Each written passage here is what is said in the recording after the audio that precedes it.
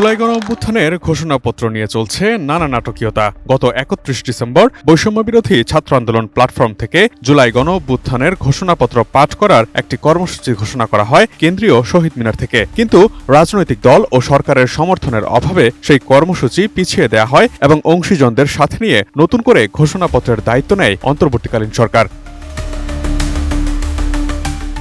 সেই ধারাবাহিকতায় ১৬ই জানুয়ারি প্রধান উপদেষ্টার আহ্বানে রাজনৈতিক দলগুলো ঘোষণাপত্র নিয়ে সর্বদলীয় বৈঠকে বসে। তবে এর আগেও চলে নাটকীয়তা। দাবি ওঠে বিএনপি সহ রাজনৈতিক দলগুলোকে জুলাই গণঅভ্যুত্থানের ঘোষণাপত্রের খসড়ার মতো গুরুত্বপূর্ণ একটি নথি পাঠানো হয়েছে হোয়াটসঅ্যাপের মাধ্যমে এবং দাওয়াত পাঠানো হয়েছে SMS এর মাধ্যমে, যা রাজনৈতিক শিষ্টাচার বহির্ভূত আচরণ হিসেবে সমালোচিত হয় নানা মহলে। এমনটিও শোনা যায় বিএনপি সেই বৈঠকে অংশ নেবে না, যদিও পরে বিএনপি, জামায়াতে ইসলামী, গণসংহতি আন্দোলন, গণ অধিকার পরিষদ, ইসলামী আন্দোলন বাংলাদেশ সহ বিভিন্ন রাজনৈতিক দল অংশ নেয় বৈঠকে। তবে সিপিবি ও এলডিপি বৈঠকে যোগদান করেনি। তবে জুলাই ঘোষণাপত্র নিয়ে যে একটি নীরব দূরত্ব রাজনৈতিক দল ও সরকারের মধ্যে রয়েছে তা স্পষ্ট হয়ে উঠেছে। ঐকমত্য প্রতিষ্ঠা করতে আরও অনেকটা সময় লেগে যাবে তার আভাস পাওয়া যায় আরও আলোচনা অনুষ্ঠিত হওয়া এবং কমিটি তৈরির সম্ভাবনা থেকেই। প্রশ্ন হচ্ছে, এত নাটকীয়তার ঘোষণাপত্রটিতে কি বলা হয়েছে? এটির গুরুত্বই বা কতটা? কেনই বা এটি নিয়ে এত বিতর্ক? ৪৭-এ ঔপনিবেশিক শাসন থেকে মুক্তি, ৭১-এ জনযুদ্ধের মাধ্যমে স্বাধীনতা ও পরবর্তী ঘটনা প্রবাহ রয়েছে। এতে বলা হয়েছে ৭২-এর সংবিধান স্বাধীনতার শহীদ ও মুক্তিযুদ্ধে অংশগ্রহণকারীদের প্রত্যাশার প্রতিফলনে ব্যর্থ হয়েছিল। এর পরের বিভিন্ন প্রেক্ষাপট তুলে ধরে কিভাবে ছাত্র জনতার উত্তাল গণবিক্ষোভ গণ অভ্যুত্থানের রূপ নেয় এবং প্রধানমন্ত্রীর পদ থেকে শেখ হাসিনা পদত্যাগ করে ভারতে পালিয়ে যান, সে প্রসঙ্গও রয়েছে জুলাই ঘোষণাপত্রের খসড়ায়।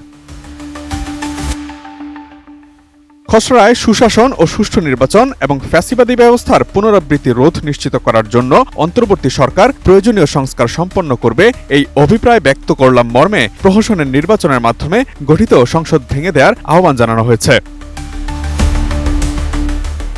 শেখ হাসিনার পরিবারের নেতৃত্বে উন্নয়নের নামে দুর্নীতি, ব্যাংক লুট, অর্থনৈতিক প্রতিষ্ঠান ধ্বংস ও বিদেশে টাকা পাচার সহ সকল সম্ভাবনাকে ধ্বংস করে জেল জুলুম, গুম খুন ও বিচার বহির্ভূত হত্যার মাধ্যমে বিদেশি রাষ্ট্রের তল্পিবাহক আওয়ামী লীগ ন্যায়সঙ্গত আন্দোলনকে নিষ্ঠুরভাবে দমন করেছে বলে উল্লেখ করা হয়েছে খসড়ায়। বসুন্ধরা ডায়াপেন্ট এখন আরো উন্নত।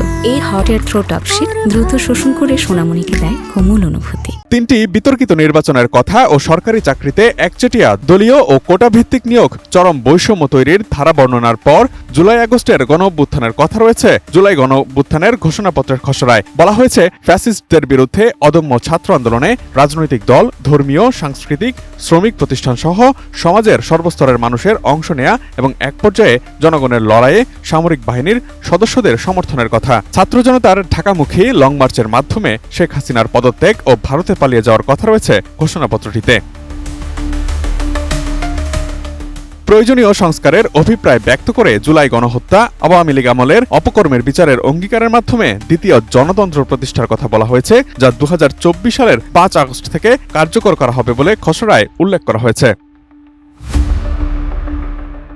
বিশ্বের ইতিহাস জুড়ে ঘোষণাপত্র বা প্রোক্লেমেশন বিপ্লব এবং রূপান্তরমূলক আন্দোলন গঠনের একটি অপরিহার্য হাতিয়ার। এটি জনসাধারণের আকাঙ্ক্ষার একটি রূপরেখা তৈরি করে, বিপ্লবী অভিপ্রায়ের চেতনাকে ধারণ করে এবং একটি একীভূত কর্মপরিকল্পনা দেয়। তাই বিপ্লব কিংবা গণ অভ্যুত্থানের মাধ্যমে আসা পরিবর্তনের বৈধতা দিতেই একটি ইশতেহার হিসেবে কাজ করে থাকে এটি। তাই এর রাজনৈতিক গুরুত্ব আছে। রাষ্ট্র ও নাগরিকদের মধ্যে সম্পর্ক সংজ্ঞায়িত করতে ১৭৮৯ সালে প্রথম ফরাসি বিপ্লবের সময় জারি করা হয়েছিল proclamation of the rights of man and of citizen. ১৮৬৩ সালে দাসপ্রথা বিলোপ করতে আব্রাহাম লিঙ্কনের ইমেন্সিপেশন প্রোক্লেমেশন বা মুক্তির ঘোষণাও একটি ইতিহাস হয়ে রয়েছে আমেরিকার ইতিহাসে।